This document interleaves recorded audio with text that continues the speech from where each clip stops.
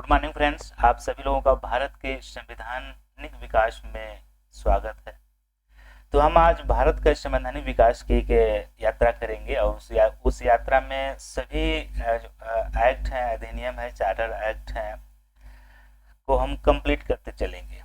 सबसे पहले regulating act 1773 में हम चर्चा करते हैं। 1773 का रेगुलेटिंग एक्ट जैसे ही आता है उसमें बंगाल के गवर्नर को बंगाल का गवर्नर जनरल बना दिया जाता है। मैं लिखते चलता हूं कि बंगाल के गवर्नर जनरल को के गवर्नर जन सॉरी बंगाल के गवर्नर को बंगाल का गवर्नर जनरल बना दिया जाता है। क्या बना दिया जाता है? गवर्नर जनरल बना दिया जाता है। यहाँ पर लिख रहे हैं गवर्नर जनरल, ठीक है। और इनके लिए चार कार्यकारिणी परिषद, एक कार्यकारिणी परिषद में चार सदस्य नियुक्त किए जाते हैं। उनके नाम फ्रांसिस है, क्लेवरिंग है, मानसन है और बावेल है। ये चार सदस्य रहते हैं। और उसके बाद इसमें निजी और कंपनी के कर्मचारियों को निजी व्यापार करने और भारतीयों से उपहार लेने की मनाही की जाती है। प्रतिबंध लगाया जाता है कि आप लोग भारतीयों से निजी व्यापार नहीं कर सकते हैं और उनसे या किसी कार्य के बदले उपहार या भेंट स्वीकार नहीं सकते हैं। ये प्रतिबंध कर दिए जाते हैं एक्ट 1773 में, रेगुलेटिंग एक्ट 1773 में। और इसी एक्ट के तहत बंगाल में सैनिक और असैनिक अधिकारों को गवर्नर गवर्नर जनरल सहित सब परिषद सहित उनको अधिकार दिया जाता है कि आप सभी सैनिक असैनिक अधिकारों को आपको जिम्मेदारी दी जाती है।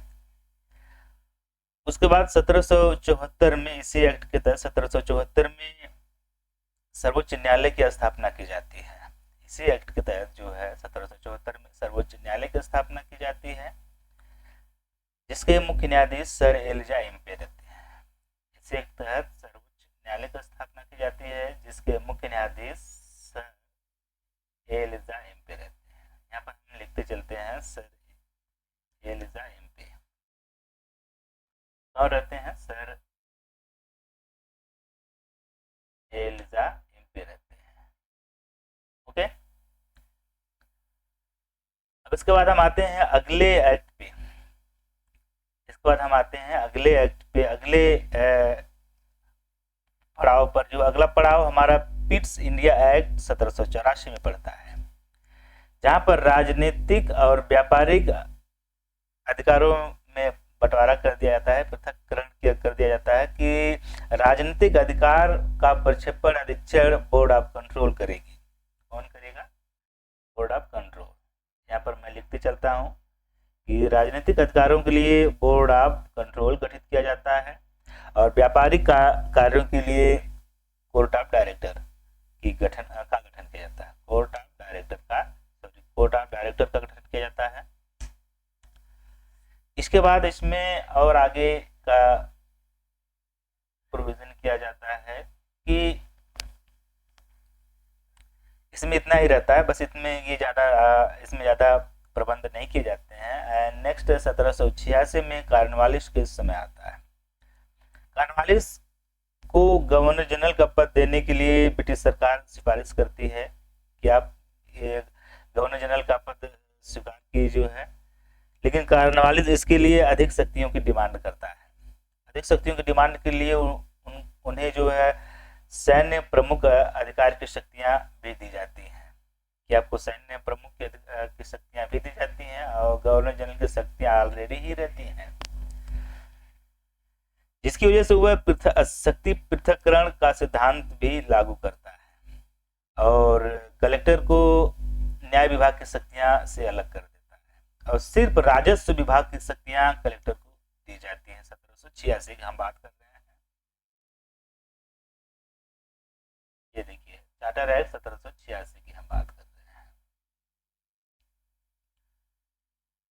इसमें कार्नवालिस शक्ति पृथककरण का सिद्धांत अपनाता है। शक्ति पृथककरण का सिद्धांत अपनाता है।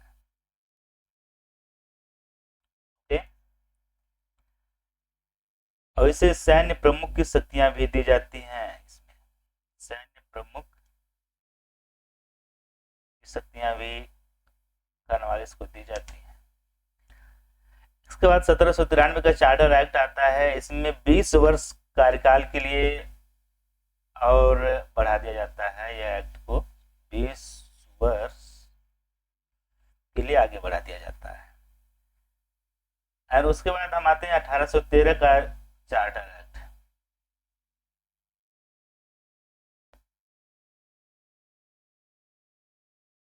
अठारह सौ तेरह के चार्टर एक्ट में चाय और चीन के साथ व्यापार को छोड़कर बाकी व्यापार अधिकार कंपनी के समाप्त कर दिए जाते हैं। और शिक्षा पर व्यय करने के लिए प्रतिवर्ष 1 लाख रुपए डिमांड की जाती है, दिए जाते हैं कि 1 लाख रुपए आप शिक्षा पर सरकार के व्यय करने का प्रोविजन करती है। और इसमें कहा जाता है कि ईसाई मिशनरियों के प्रचार के लिए स्वतंत्रता भी दी जाती है 1813 में, कि आप अपना प्रचार कर सकते हैं। 1833 में आते हैं। 1833 में वहीं इसका चाय और चीन के साथ व्यापार को भी समाप्त कर दिया जाता है। अर्थात समस्त वाणिज्यिक व्यापारिक जो कंपनी के अधिकार रहते हैं समस्त समाप्त कर दिए जाते हैं। और यहाँ पर बंगाल के गवर्नर जनरल को भारत का गवर्नर जनरल बना दिया जाता है। किसका बना दिया जाता है? भारत का गवर्नर जनरल बना दिया जाता है। और ये भारत का गवर्नर जनरल बनने वाले लॉर्ड विलियम बेंटिक रहते हैं। लॉर्ड विलियम बेंटिक प्रथम भारत के गवर्नर जनरल रहते हैं। और यहाँ पर गवर्नर जनरल की सब परिषद सहित संपूर्ण भारत के लिए कानून बनाने का भी अधिकार दिया जाता है। इनको किस आप संपूर्ण भारत पर पर कानून बना सकते हैं। सरकारी सेवाओं में भर्ती के लिए कहा जाता है कि आप वंश, मूल वंश, जाति, जन्म स्थान के आधार पर भेदभाव नहीं कर सकते हैं। जन्म स्थान, मूल वंश, धर्म के आधार पर भेदभाव नहीं कर सकते हैं सरकारी सेवाओं में भर्ती के लिए, नियुक्ति के लिए। ठीक है। इसके बाद इसमें और प्रोविजन तो नहीं किए जाते हैं। आगे आते हैं, आगे देखते हैं कि 1853 के चार्टर एक्ट में अगली यात्रा का पड़ाव है 1853 का चार्टर एक्ट। 1853 के चार्टर एक्ट में यह प्रबंध किया जाता है कि सरकारी कर्मचारियों की नियुक्ति होगी, उनके लिए खुली प्रतियोगिता आवश्यक है, खुली प्रतियोगिता अवश्य होगी। ठीक है। अर्थात सबसे पहले यहाँ पर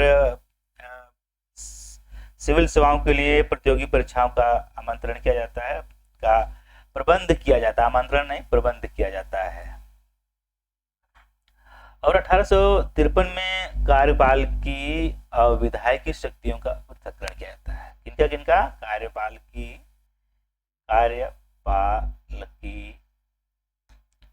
और विधायकी शक्तियों के बीच पृथक्करण किया जाता है, जिसकी वजह से विधायकी का कार्य करने के लिए भारत केंद्रीय विधान परिषद का गठन किया जाता है, जो विधान का निर्माण या नियम कानून का निर्माण करेगी। ठीक है। और इसके बाद इसमें और कुछ महत्वपूर्ण प्रबंध तो नहीं किए जाते हैं, जितने किए गए हमने आपके समक्ष प्रस्तुत किए। अगला पड़ाव है भारत शासन अधिनियम 1858। अगला पड़ाव है भारत शासन अधिनियम 1858। हम इसमें आते हैं, इसमें देखते हैं कि कंपनी का शासन को हस्तांतरित करके ब्रिटिश ताज के हाथों में चला जाता है। ब्रिटिश ताज का शासन के हाथों में चला जाता है। और यहाँ पर ब्रिटिश ताज का शासन आते ही बोर्ड ऑफ कंट्रोल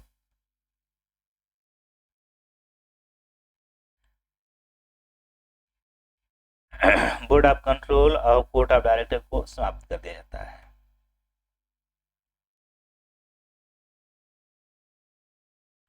ब्रिटिश ताज शासन और बोर्ड ऑफ कंट्रोल और कोर्ट ऑफ डायरेक्टर, इन दोनों को समाप्त कर दिया जाता है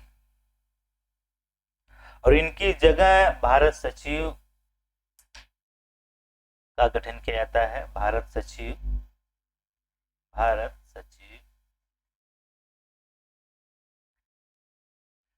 सचिव भारत के प्रशासनिक कार्यों का अधीक्षण करने के लिए, देखरेख करने के लिए, नियंत्रण करने के लिए जिम्मेदारी सौंपी जाती है और इनकी सहायता के लिए 15 सदस्यीय परिषद का गठन किया जाता है। 1858 में भारत के गवर्नर जनरल को हटाकर वायसराय का पद दिया जाता है। गवर्नर जनरल को जो पद था, जो है उनको नाम था, उनको चेंज करके वायसराय कर दिया जाता है, जो ब्रिटिश गवर्नमेंट का प्रत्यक्ष प्रतिनिधि बन जाता है। ठीक है, वैसे तो प्रत्यक्ष प्रतिनिधि का भारत सचिव भी रहता है। और उसके बाद हम आगे चर्चा करते हैं भारत परिषद अधिनियम 1861। भारत परिषद अधिनियम के पड़ाव पर हम देखते हैं कि भारत परिषद अधिनियम जब आता है तो गवर्नर जनरल को, इस समय कैनिंग साहब रहते हैं, तो लॉर्ड कैनिंग को अध्यादेश जारी करने की शक्ति दी जाती है और इनको अपने कार्यकारी परिषद को जो निर्णय है उनको भी निरस्त करने की शक्ति दी जाती है। बात करें हम आगे कि इस समय सबसे पहले भारतीय लोगों का भारतीय केंद्रीय विधान परिषद में एंट्री होती है, शामिल किया जाता है उनको, और गवर्नर जनरल की कार्यकारी परिषद को कानून बनाने की भी शक्ति दी जाती है, जिसकी वजह से वह कानून बनाने के लिए अध्यादेश जारी जब करेंगे तो उनके लिए कानून बनाने के लिए सदस्य चाहिए, जो है कानून बनाने के लिए न्यूनतम 6 सदस्य और अधिकतम 12 सदस्य नियुक्त किए जाते थे। ठीक है, और इसके बाद अगला जो पड़ाव है वह भारत परिषद अधिनियम 1852 है। भारत परिषद अधिनियम 1852 में सबसे पहले भारतीयों को बजट पर बहस करने का अधिकार दिया जाता है। सबसे पहले भारतीयों को बजट पर बहस करने का अधिकार दिया जाता है, लेकिन उनको पूरक प्रश्न पूछने की छूट नहीं थी और ना ही मतदान करने का अधिकार था। वैसे इसी समय से एक निर्वाचन पद्धति की शुरुआत मानी जाती है कि इस समय से निर्वाचन पद्धति की शुरुआत की जो संभावना है, आशंका है, बनने लगी थी। इसकी निर्वाचन प्रणाली की जो संभावना है, इसी अधिनियम से शुरुआत होने लगी। ठीक है, इसके बाद हम आते हैं अगले अधिनियम में 1909, जिससे हम भारत परिषद अधिनियम या पार्लियामेंटो सुधार कहते हैं। यह अधिनियम संवैधानिक विकास का सबसे छोटा अधिनियम रहता है, जिसमें यह प्रबंध किए जाते हैं, प्रोविजन किए जाते हैं कि भारतीयों को प्रशासन और विधान परिषद की सदस्यता दोनों में शामिल किया जाता है और यहाँ तक कि गवर्नर जनरल कार्यकारी परिषद में भी शामिल किया जाता है। अब इनको बजट पर बहस करने के अलावा इनको पूरक प्रश्न पूछने की छूट थी कि पूरक प्रश्न पूछ सकते हैं और मतदान भी कर सकते हैं। मतदान करने की भी छूट थी कि मतदान भी कर सकते हैं। बात रही इस अधिनियम में सबसे पहले मुस्लिमों के लिए पृथक निर्वाचन प्रणाली की पद्धति शुरू की गई कि जो मुस्लिम कैटेगरी के लोग हैं सिर्फ मुस्लिमों का ही चुनाव या अपने प्रतिनिधि चुन सकेंगे, अर्थात मुस्लिमों के लिए पृथक निर्वाचन पद्धति की शुरुआत की गई। पृथक निर्वाचन पद्धति की शुरुआत की गई कि मुस्लिमों के लिए पृथक निर्वाचन पद्धति की शुरुआत की गई। और यही यही पृथक निर्वाचन पद्धति 1919 में बढ़ाकर सिख, ईसाई, आंग्ल भारतीय और यूरोपियों तक पहुंच जाती है, अर्थात उनको भी यह निर्वाचन पद्धति का अधिकार दे दिया जाता है। आते हैं 1919 पर ही हम आते हैं।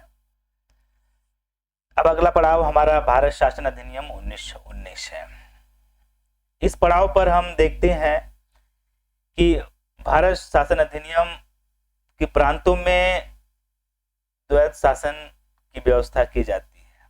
प्रांतों में द्वैध शासन का तात्पर्य है कि आरक्षित और हस्तांतरित विषयों का बंटवारा किया जाता है। आरक्षित और हस्तांतरित विषय आरक्षित प्रांतों के गवर्नर को दिए गए थे कि आपको आरक्षित विषय दिए जाते हैं, जबकि हस्तांतरित विषय वहां की विधायिका थी, विधान परिषद थी, उनको दिए गए थे कि आप जनता के प्रतिनिधि हैं, आपको हस्तांतरित विषय दिए जाते हैं और आपका उत्तरदायित्व तो जनता के प्रति होगा। और यहीं से जो है उत्तरदायी शासन की व्यवस्था की भी शुरुआत होती है। ठीक है। और केंद्र में द्विसदनात्मक व्यवस्था 1919 में ही शुरू हुई थी। और इसी अधिनियम में मांटेग्यू-चेम्स्फोर्ड रिपोर्ट में इसको हम भारत शासन अधिनियम 1919 को हम मांटेग्यू-चेम्स्फोर्ड सुधार भी कहते हैं। इसमें लोक सेवा आयोग की परीक्षा को 1922 में इंग्लैंड और भारत में दोनों जगहों पर एक साथ कराने का प्रबंध किया गया। और यहाँ तक कि 1926 में संघ लोक सेवा आयोग की स्थापना करने का भी जो है प्रोविजन किया गया।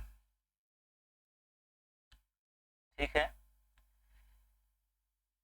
इसके बाद हम आते हैं अगला अधिनियम भारत शासन अधिनियम 1935। भारत शासन अधिनियम 1935 अच्छा खासा यह महत्वपूर्ण है हमारे भारतीय संविधान के लिए, क्योंकि कई हिस्से कई फैक्ट भारत शासन अधिनियम से लिए गए हैं। भारत शासन अधिनियम में केंद्र में द्वैध शासन की प्रणाली लागू कर दी जाती है, जबकि प्रांतों का द्वैध शासन को समाप्त कर वहां पर स्वायत्तता की व्यवस्था कर दी जाती है प्रांतों में। और केंद्र में द्विसदनात्मक व्यवस्था पहले से रहती है और पहले से ही बरकरार कंटिन्यू रहती है, जबकि प्रांतों में द्विसदनीय व्यवस्था भी चालू कर दी जाती है। और जो पृथक निर्वाचन पद्धति की शुरुआत थी, यहाँ पर महिलाओं के लिए और दलितों के लिए, श्रमिकों के लिए भी चालू कर दी जाती है। ठीक है। इसके बाद इस समय रिजर्व बैंक की स्थापना भी की जाती है 1935 भारत शासन अधिनियम 1935 के द्वारा। इस समय जो है रिजर्व बैंक की भी स्थापना की जाती है।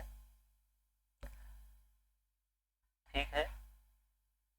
तो इसमें हम बताते चले इसमें जो है इस भारत शासन अधिनियम से 1935 से हमारे भारतीय संविधान में कौन कौन से प्रमुख तत्व लिए गए हैं। जैसे केंद्र में द्वैध शासन, केंद्र में द्विसदनात्मक व्यवस्था और प्रांतों का द्वैध शासन समाप्त कर स्वायत्तता की व्यवस्था भी ली गई है 1935 से।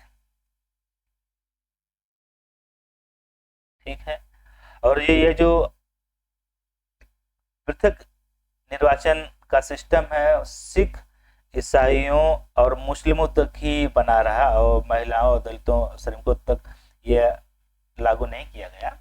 तो यहीं से यह लिया गया है कि भारत शासन अधिनियम 1935। उसके बाद अगला अधिनियम है स्वतंत्रता अधिनियम 1947। ये देखिएगा, स्वतंत्रता अधिनियम 1947। इस अधिनियम में दो डोमिनियन राज्यों, दो अधिराज्य राज्यों का विभाजन होता है, अर्थात एक राज्य का नाम हिंदुस्तान और दूसरे का पाकिस्तान का गठन होता है। दोनों के लिए अलग अलग गवर्नर जनरल नियुक्त किए जाते हैं और उनका अपना अलग स्वतंत्रता दी जाती है, संप्रभुता दी जाती है। और अब डोमिनियन कहने का तात्पर्य है कि उनका शासन अभी स्वयं के द्वारा न किसी के अधिकृत शक्तिशाली के द्वारा यह चलाया जाएगा। जैसे गवर्नर जनरल ब्रिटिश का था तो ब्रिटिश के अधीन चलाया जाएगा जब तक कि वह अपना संविधान का निर्माण न बना ले। तो ये चर्चा रही भारतीय संवैधानिक विकास की एक संक्षिप्त चर्चा जो आपके समक्ष हमने प्रस्तुत की, किस अधिनियम में, किस चार्टर एक्ट में, किस भारत शासन अधिनियम में कि कौन कौन से प्रोविजन किए गए हैं, प्रबंध किए गए हैं और इनका क्या महत्व है। इनका यह महत्व है कि हमारा भारत संविधान बनाते समय तो कैसे परिस्थितियां बदली और कैसे सिचुएशन बदली और इन सिचुएशन में ब्रिटिश सरकार ने किस प्रकार के अधिनियम बनाए, एक्ट बनाया और उसी तरीके से हमारे भारत में सिचुएशन कैसी होगी और उनके सुधार के लिए किस प्रकार के एक्ट बनाया जाए, अधिनियम बनाया जाए, यहाँ से सीख मिली। तो ये जरूरी था कि भारत संवैधानिक विकास की चर्चा करने का। अक्सर यहाँ से प्रश्न पूछते हैं। नमस्कार दोस्तों, हम अब चर्चा करेंगे अब अगले टॉपिक पर। तब तक के लिए बाय एंड टेक।